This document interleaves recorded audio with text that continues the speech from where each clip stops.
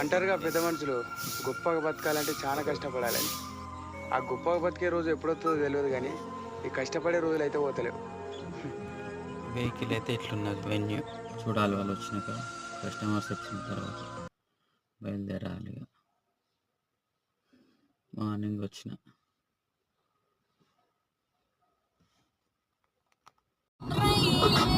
అది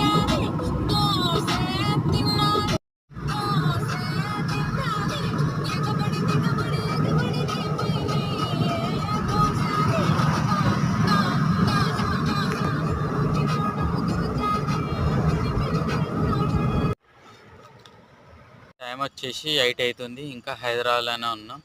ఇంతవరకు రిటర్నే కాలేదు. 9 అవుతుందో 10 అవుతుందో బయలుదేరే వారికి. వరంగల్కి వచ్చేవరకు 11, 12, 1:30 కూడా కావచ్చు. ఒకసారి ఇట్లుంటాయి.